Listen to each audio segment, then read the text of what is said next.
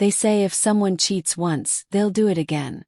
And honestly, I believe that now because for people like Hannah, words like forever and always are just pretty little lies dressed up as promises. When I met her, I already had everything a young, ambitious woman could want in a partner. A stable job, a nice house, a reliable car. In other words, I was the whole package. And Hannah. She was clever, beautiful, and charming. Exactly the kind of woman who knows how to spot an opportunity and make sure it doesn't slip away. 6 months after we met, she had me at City Hall, standing in a rented suit, pledging my life to her. I wasn't complaining. I was crazy about her. She had this bright energy about her, a sharp wit, and an eye for detail. Her home. She transformed it in no time.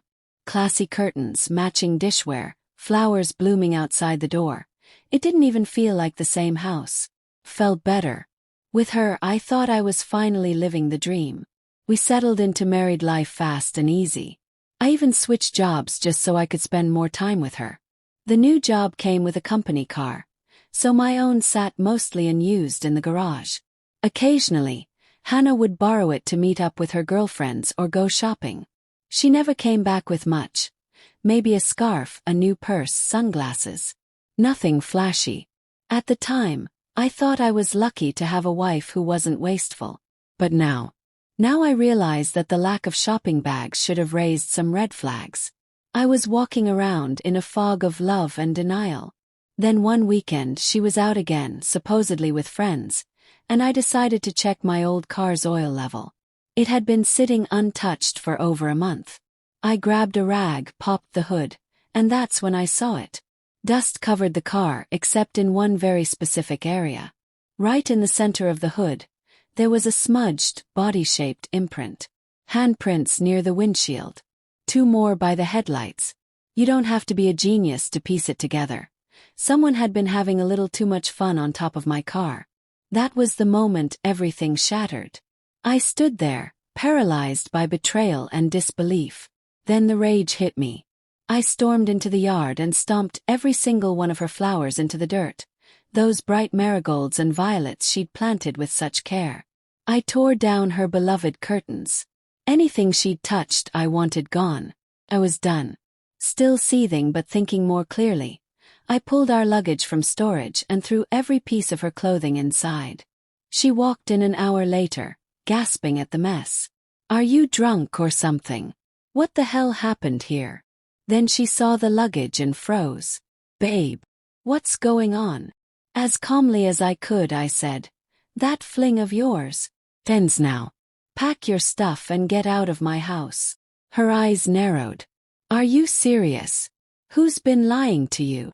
"No one has to lie. You didn't even clean the hood after your little night out." "I saw everything." That shut her up. She tried to deny it, then broke into tears, collapsed on the couch, and just went silent, waiting for me to talk, to comfort her, maybe even forgive her.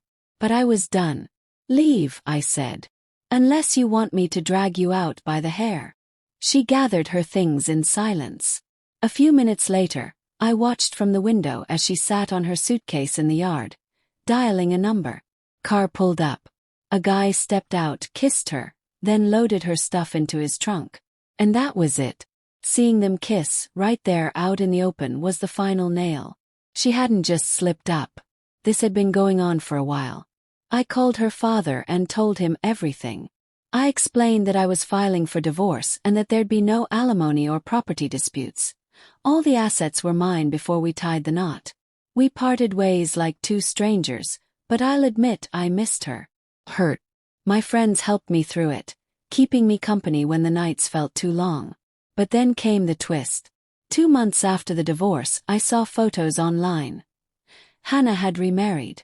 Just like that.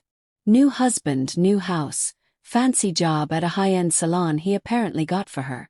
I won't lie, I was furious. After all the pain she caused, she just moved on like nothing happened. Then karma came knocking. About 6 months later, my buddy Connor ran into her at a nightclub.